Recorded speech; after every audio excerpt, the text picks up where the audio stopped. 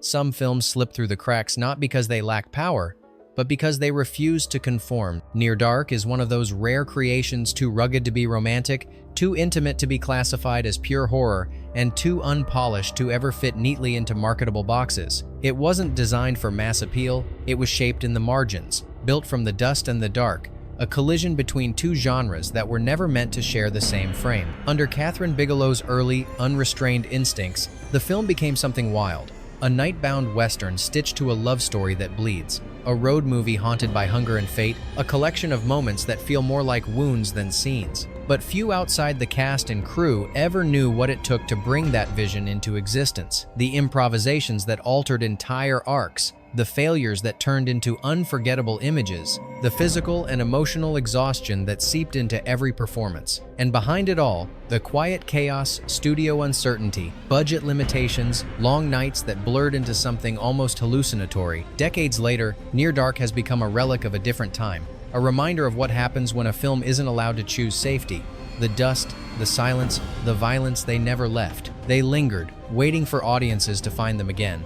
In this episode, we pull back that curtain and walk into the darkness that shaped it. The myths, the accidents, the hidden truths, and the strange circumstances that turned a near-forgotten release into an enduring cult force. These are 20 weird facts you didn't know about Near Dark. 1987. Fact 1. Some movies are born from ambition. Near Dark was born from necessity. Kathryn Bigelow originally wanted to make a sparse, modern western, but the industry had already declared the genre unprofitable. If she insisted, the project would die before it started. So she engineered a workaround. She disguised the western she wanted inside a vampire film the studio would approve. What began as a strategic compromise evolved into a hybrid with its own pulse, something raw, dangerous, and unclassifiable. The dusty bars, the silent highways, the roaming outlaws, none of these elements were meant for horror, yet they fused perfectly into a world that felt both mythic and feral. This collision of genres left even the crew confused. Some believed they were making a violent romance, others thought they were crafting a supernatural thriller, a few simply admitted they couldn't categorize it at all.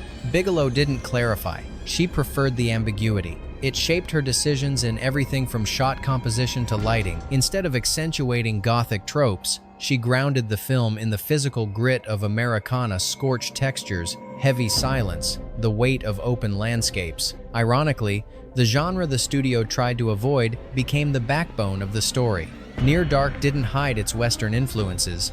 It turned them into a haunting echo beneath the vampire mythology. Sometimes, the restrictions a filmmaker faces don't limit the art, they sharpen it, forcing it into forms no one expects. Fact 2. Casting for Near Dark wasn't driven by Hollywood formulas or demographic strategies. It was built on trust, collaboration, and the momentum of a previous film. Kathryn Bigelow recruited Lance Henriksen, Bill Paxton, and Jeanette Goldstein directly from the aftermath of Aliens, knowing they could endure physical extremes, handle improvisation, and commit fully to characters who lived on the edge of madness. James Cameron vouched for them, describing the trio as performers who thrived under pressure and didn't shy away from intensity. Henriksen dove into his role with near-mythic seriousness. He crafted a personal history for his character that stretched back through wars, centuries, migrations, a psychological weight he carried on and off set. Goldstein brought an eerie calm to her performance, embodying a predator who didn't need loudness to convey threat. And Paxton, wild, unpredictable,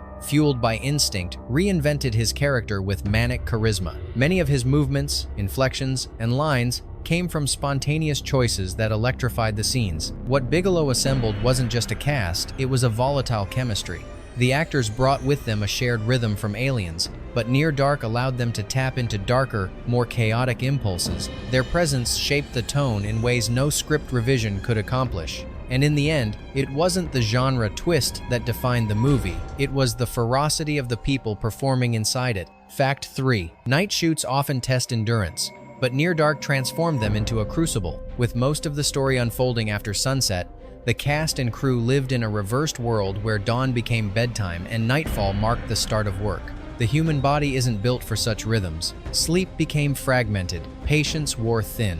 Actors stepped into scenes already half dreaming, their exhaustion adding an unintentional vulnerability that strengthened their performances. Kathryn Bigelow welcomed the strain. She believed that creatures who lived in darkness shouldn't look or feel refreshed. But the desert added another layer of difficulty. Temperatures plunged suddenly, winds kicked up grit that got into lenses and eyes, and equipment malfunctioned from the constant exposure. Some crew members reported seeing shapes in the distance during late-night shoots, illusions created by fatigue or perhaps by the eerie stillness of the environment. The makeup process amplified the discomfort.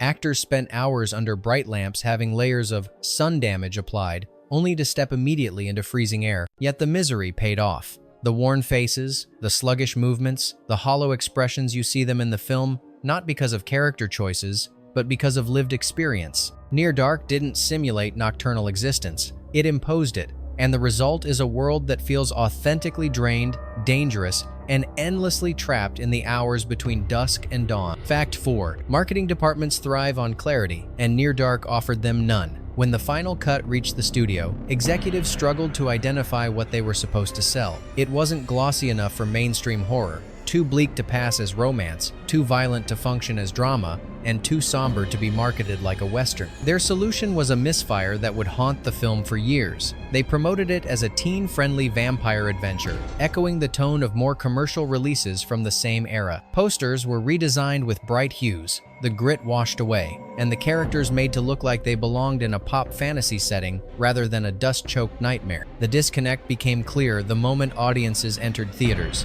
People expecting a fun, neon-lit vampire romp found themselves confronted with a brutal, intimate, and morally bleak story. Critics noted the contrast, calling the marketing a complete betrayal of the film's identity.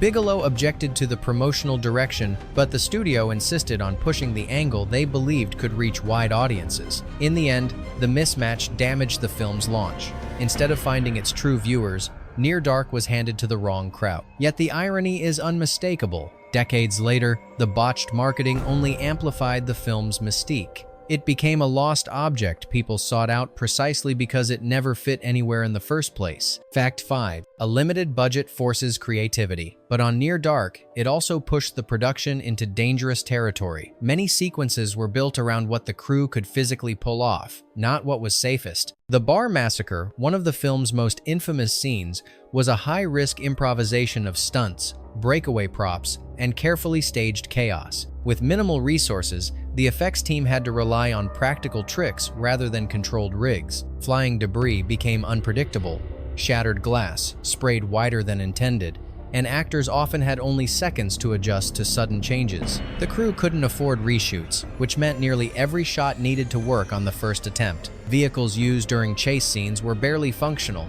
overheating between takes or failing to ignite when cameras were ready. Lighting setups were crafted from whatever the crew could salvage: scrap metal reflectors, patched together rigs, improvised diffusers meant to mimic moonlight. Strangely, these limitations strengthened the film's realism. The frantic energy in the bar scene wasn't choreographed, polish, it was survival. The harsh lighting, the gritty movement, the unpredictable environment all pushed the cast into performances that felt authentic, not staged. The film's power comes not despite the constraints, but because of them. Fact 6. Improvisation wasn't a stylistic choice on Near Dark, it became the production's lifeline. The unpredictable weather, shifting night conditions, and relentless schedule meant the cast frequently had to adapt on the fly. Kathryn Bigelow encouraged this flexibility, believing the nomadic, feral nature of the vampires would emerge more naturally if the actors weren't confined to rigid blocking or scripted dialogue. Bill Paxton took that freedom and transformed it into pure volatility. His performance grew from spontaneous gestures, odd physical tics,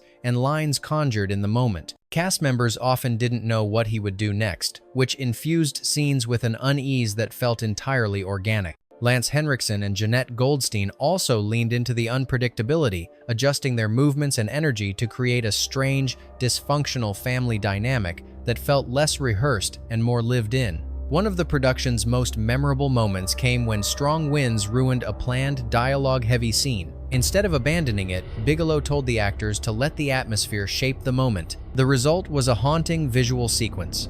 Figures emerging and disappearing in passing headlights, their silence speaking louder than scripted line. Improvisation didn't just shape the characters, it shaped the film's language. The vampires behaved like creatures responding instinctively to their world because the actors were doing exactly that. Fact 7. Vampire makeup in the 1,980 seconds often leaned into pale skin, exaggerated features, and theatrical contrast. Near Dark rejected all of that. Kathryn Bigelow wanted creatures who looked as though they lived under a punishing sun, not in Gothic ruins. The makeup team studied the skin of long-term desert laborers, people whose faces had been carved by heat, wind, and ultraviolet exposure. The result was a visual identity rooted not in folklore but in environmental ruin, cracked textures, mottled tones, and the unsettling appearance of bodies that had endured years of searing daylight and somehow survived it. The look proved challenging under shifting night lighting.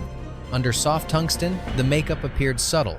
Under colder gels, it became jagged and almost painful to view. Bigelow didn't want symmetry or perfection. She wanted damage that felt permanent. Every new wound added during filming stayed visible in later scenes, creating the impression that immortality didn't heal so much as fossilize the trauma. Test audiences assumed the actors were bearing real injuries. The illusion worked so well that even crew members occasionally mistook makeup for genuine burns or abrasions. What began as an attempt to avoid cliché ended up producing one of the most unsettling visual interpretations of vampirism ever put to film creatures who didn't simply feed in the dark, but carried the sun's punishment with them. Fact 8. Bill Paxton's portrayal of Severin is remembered as unhinged brilliance, but its origins were surprisingly instinctive. He didn't build the character from traditional acting methods, he built it from observation and predation. Paxton studied animals known for their taunting aggression, hyenas, jackals, creatures that circle their prey before striking. He mimicked their rhythms, their laughter,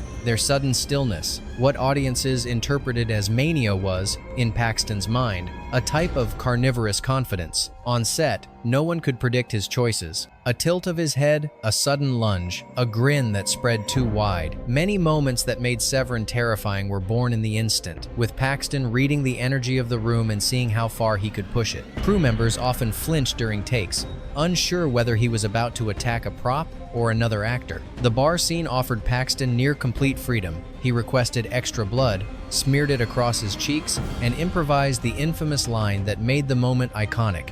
Bigelow sensed the electricity in his improvisations and let him run wild. What emerged wasn't just a character, it was a performance that felt as though the actor had stepped out of humanity for a while. Paxton didn't simply play a vampire, he embodied the kind of person who would become one without needing to change much. Fact 9. Some props in Near Dark look worn and dangerous because they truly were. When the production ran out of funds to construct believable set dressing for the vampires' hideouts, the art department turned to an unusual resource, a local law enforcement evidence repository. A sympathetic officer allowed them to borrow confiscated items that were no longer needed for active cases, provided nothing was damaged. One of the most striking pieces was a scarred suitcase, its surface marked by chemical burns and heat exposure. It had been linked to a narcotics investigation and still carried a faint chemical odor. Bigelow saw its condition as authentic, too convincing to replicate, and placed it prominently in several scenes. Another borrowed item, a scorched motel lamp, believed to have survived an arson case, unsettled some of the crew. Whenever it flickered during takes, actors felt as though they were being watched. No one on set spoke openly about the object's pasts, but their presence added a weight that wasn't scripted. The world of the vampires wasn't decorated, it was haunted by remnants of real-world crimes and forgotten violence. In a film obsessed with life on society's margins, even the props carried history. Fact 10. Violence in Near Dark doesn't operate like typical horror spectacle. It creeps in with an unnerving suddenness, stripped of glamour or dramatic buildup. Nowhere is this clearer than in the notorious bar sequence, a moment so unsettling that ratings boards across different countries reacted with alarm. The brutality isn't stylized, it's abrupt, methodical, and disturbingly intimate.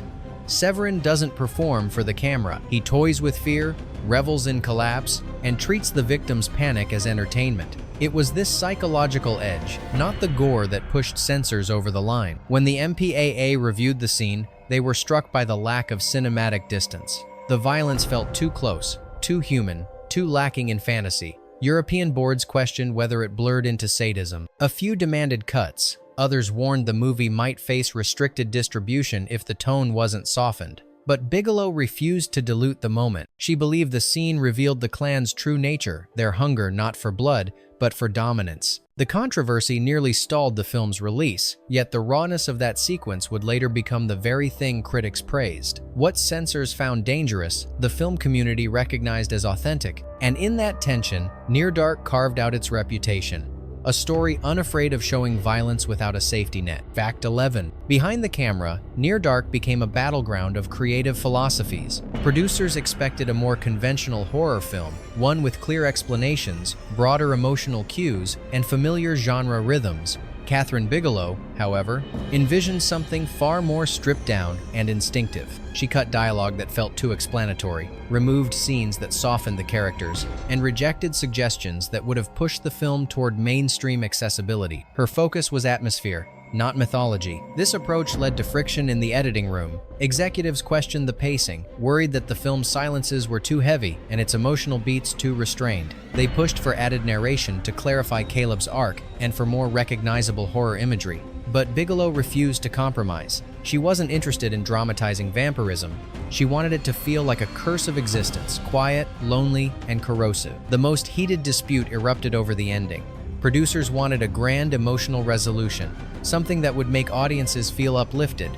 Bigelow insisted on a more fragile, uncertain closing note. Hope shouldn't feel clean, she argued. In the end, she won the fight, preserving the film's unique melancholy. The conflict never broke the movie, but it shaped its final form. What survived the arguments was a film that behaves according to its own instincts, not the market's. Fact 12. Living on reversed hours slowly reshaped the cast and crew in ways no one expected. The constant night shoots meant the production existed in a world detached from ordinary time. People ate dinner at sunrise, tried to sleep as daylight burned through thin motel blinds, and arrived on set already disoriented. Fatigue blurred conversations, sharpened tempers, and left everyone in a liminal state between alertness and dream. Bigelow believed this condition aligned perfectly with the story's atmosphere. Vampires shouldn't look like they belong to the day. The desert magnified everything. Sudden temperature drops forced actors to perform while shivering beneath thin costumes. Makeup that required hours under hot lights had to withstand cold winds moments later.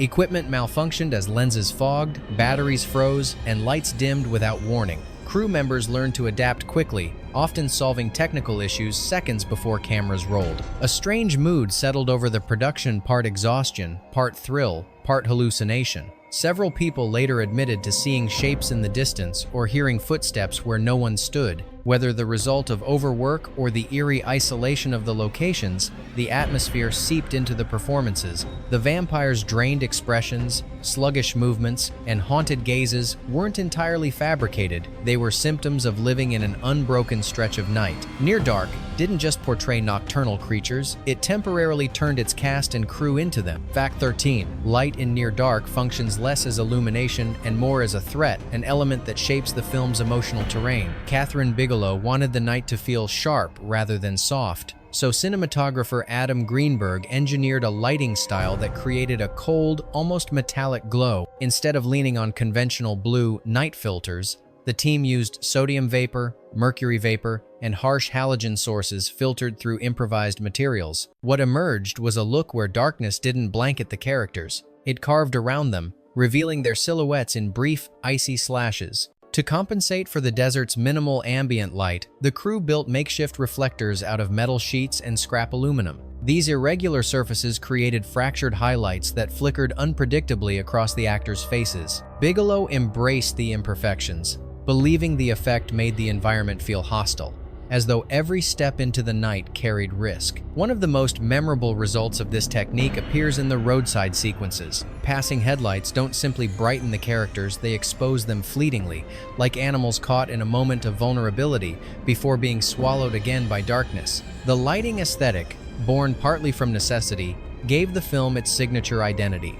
An unforgiving world where nightfall offers no safety, only exposure. The look became so distinct that later filmmakers cited it as an influence. But at its core, it wasn't an artistic flourish. It was the product of a crew wrestling control from a landscape that resisted being lit at all. Fact 14. The cabin fire sequence stands as one of Near Dark's most visceral moments.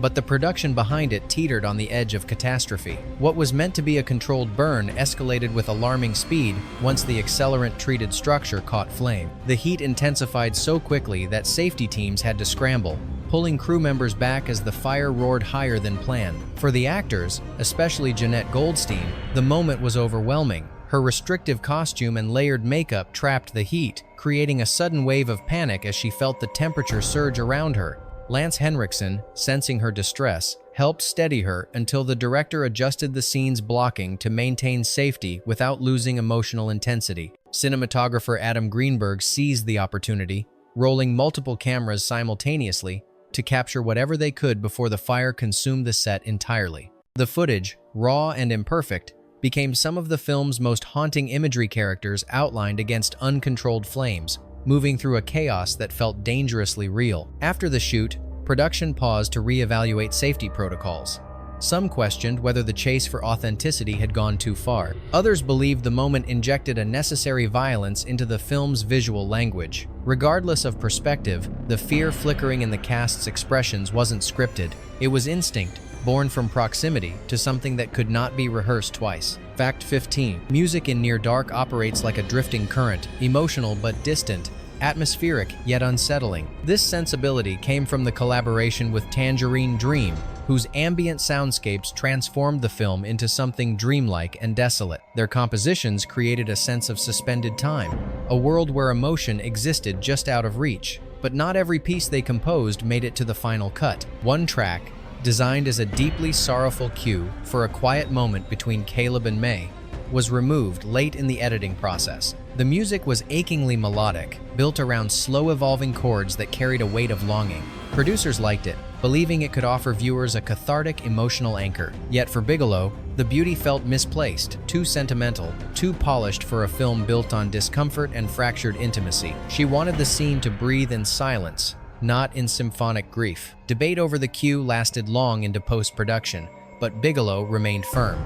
Removing the track preserved the film's emotional austerity. The final scene plays with a quiet tension, forcing viewers to sit inside the character's uncertainty rather than guiding them toward a prescribed feeling. Over the years, the unused composition has circulated among collectors, fueling debates about how it might have shifted the film's tone. But in the finished movie, the absence of music becomes its own statement. Sometimes the most haunting sound is the one withheld. Fact 16. There exists a moment in Near Dark that lives only in memory, never in the finished film. Early assemblies included a scene where Caleb confronted his reflection in a motel mirror, an image that didn't vanish, but appeared distorted, marked by faint scorch-like patterns that crawled across his skin. Instead of erasing his humanity, the mirror revealed a physical echo of his transformation, as if daylight were already etching itself into him. The idea reframed vampirism not as disappearance but as gradual erosion, a slow, creeping betrayal of the flesh. Reactions to the scene were conflicted.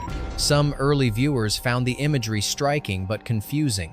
Others misinterpreted the distortion as a technical flaw. Producers worried it introduced symbolism too ambiguous for a film already leaning into subtlety. They feared audiences would fixate on the mechanics instead of the emotion. The debate grew heated enough that the sequence was eventually removed, even though Bigelow had been fond of its poetic resonance. Crew members who saw the unused footage recalled its fragile beauty. Caleb staring, breath trembling, watching the faint imprint of the sun consume him from within. Without it, the film moves faster, cleaner, but something delicate was lost. The absence leaves a phantom space in the story, a quiet moment of self-recognition that might have deepened the tragedy. And so the scene lives on as a kind of cinematic ghost shot, edited, discussed, and ultimately left in the shadows, just outside the film's final shape. Fact 17. When Near Dark reached audiences in 1987, critics didn't know how to categorize what they were seeing. Horror at the time leaned toward spectacle, big scores, sharp edits, charismatic villains. Bigelow delivered something else entirely, a stripped, mournful, atmospheric journey through violence and longing. Some reviewers were captivated, calling it lyrical brutality and admiring its refusal to indulge in genre cliches. Others were unsettled by the film's emotional coldness, unsure whether its restraint was intentional or the result of its budget. Bill Paxton's performance earned consistent praise, His ferocity became the film's gravitational center, unsettling but magnetic. Henriksen's quiet menace drew comparisons to frontier outlaws, while Goldstein's stillness was read as both predatory and oddly tragic. Even critics who felt distant from the story agreed the cast brought a level of commitment rarely seen in low-budget genre cinema, but the film's hybrid identity worked against its initial reception. It didn't fit into the horror boom of the late 80s, nor did it align with the rising wave of stylized vampire myth-making. Near Dark sat in a space between traditions, admired but not embraced. Only years later would critics return to it with new clarity. They realized the film had anticipated trends yet to come: genre blending, understated violence, emotionally ambiguous narratives. What felt uncertain in 1987 reads like foresight today. Time reframed the film not as a misfit, but as a blueprint. Fact 18. Cult films rarely explode into popularity. They accumulate power slowly, through late-night discoveries and whispered recommendations. Near Dark followed exactly that path. After stumbling at the box office, it found a second life on cable television, where insomniacs, horror devotees, and curious viewers encountered it by accident. Its bleak tone and unconventional rhythm left strong impressions, strange, disquieting, and unlike anything in the vampire canon. VHS collectors accelerated the film's rise. Copies circulated through rental stores and horror conventions, passed between fans who felt they had uncovered a hidden relic. Online forums in the early 2000s gave the film new momentum. Conversations weren't just about plot, they were about mood, atmosphere, the haunting way the film drifted between genres. Many described it as a movie they felt more than understood. As Bigelow's reputation grew, new audiences began tracing her journey backward, discovering Near Dark like an artifact from a rawer, more experimental era. Filmmakers cited it as influence, praising its restraint and its refusal to prettify the supernatural. What began as a commercial failure became a cornerstone of cult identity. The film wasn't rescued, it was reinterpreted. Its loneliness, its violence, its strange tenderness all resonated more strongly with each passing decade. And like the nomads it portrays, Near Dark endured not because it belonged anywhere, but because it belonged to those who sought it out. Fact 19. The commercial failure of Near Dark didn't stem from poor craftsmanship. It resulted from circumstances that aligned with uncanny precision. Released in the shadow of The Lost Boys, the film entered a market already saturated with a far more glamorous interpretation of vampirism. Audiences had just embraced neon aesthetics, rock-infused style, and youthful fantasy. What they weren't prepared for was a story that stripped away mythology and replaced it with dust, hunger, and emotional desolation. Against the polished energy of its competitor, Near Dark appeared almost alien. Distribution issues compounded the problem. De Laurentiis Entertainment Group was collapsing financially, forcing the studio to limit prints, shrink promotional budgets, and scatter the release across fragmented territories. Many theaters never received the film at all. Others screened it briefly without marketing support. Even the trailer misrepresented the tone, leaving viewers with an expectation the movie could never meet. Audiences who did see it had polarized reactions. Some were mesmerized by its melancholy grit. Others felt unprepared for a narrative that avoided conventional horror beats. Word of mouth stalled because the film defied easy explanation. It wasn't frightening in a traditional sense, nor romantic in a conventional one. It lingered, slow and bruised, resisting classification, yet time reversed the verdict. The very qualities that doomed it, its unconventional rhythm, its refusal to flatter the viewer, its stark emotional landscape became the reasons it endured. What once failed at the box office evolved into a touchstone for cinephiles, proving that short-term reception doesn't define a film's long life. Fact 20. The strangest chapter in Near Dark's afterlife involves an unexpected suitor, Disney. In the late 2000s, during a renewed cultural appetite for vampire narratives, the studio quietly explored plans for a remake. The goal wasn't to replicate Bigelow's vision, but to mold it into something more commercially digestible. Early development documents proposed toning down the violence, enriching the romance, clarifying the mythology, and transforming the nomadic vampire clan into characters with cleaner emotional arcs. The proposals clashed violently with the essence of the original. Discussions included giving vampirism a scientific origin, softening the character's moral ambiguity, and crafting a more triumphant ending. These ideas triggered immediate backlash when rumors surfaced. Horror fans, critics, and even some who worked on the original questioned whether Disney understood the story at all. The studio quickly realized the same thing. Near Dark wasn't a brand that could be domesticated. Within months, the project dissolved without formal announcement. No trailers, no statements, no casting news, just a silent retreat. The remake became a Hollywood phantom, a reminder of how incompatible the film's raw, feral nature was with corporate reinvention. And in its quiet cancellation, one truth became clearer than ever. Near Dark endures precisely because it remains untamed. Some films resist reinterpretation not by design, but by sheer force of identity. Bonus fact: some filming locations feel like they're merely backgrounds. Others carry a presence so heavy it settles into the footage. One of the eeriest spots used in Near Dark belonged to the second category, a desolate stretch of forgotten highway on the outskirts of a near-abandoned rural zone. The crew referred to it simply as the Cutoff, a place where wind moved strangely, sound dissipated too quickly, and even the darkness felt unnaturally still. No one knew its history at first, only that locals warned them not to linger after sundown. Later, the production team learned the area had been tied to a string of unsolved disappearances stretching back decades. Hitchhikers, drifters, and a trucker whose cab was discovered still humming on the roadside cases left without closure. Some of the law enforcement officers familiar with the region described it as a place that doesn't want company. During filming, strange moments surfaced with quiet persistence. A generator stopped even though it had been fueled hours earlier. A camera rolled perfectly for the entire shoot, except for one moment when Henriksen stepped into frame, at which point the mechanism jammed inexplicably. One night, a crew member claimed to see a figure standing just beyond the edge of the lights. When others approached, expecting to confront a person or at least identify a shadow, the spot was empty, no footprints, no movement, no explanation. No one suggested the location was haunted. No one dismissed the possibility either. It was simply accepted that some landscapes hold stories no one can verify, and that filming there meant brushing against something unsettled. For a movie steeped in loneliness and predation, The Cutoff did more than house a scene.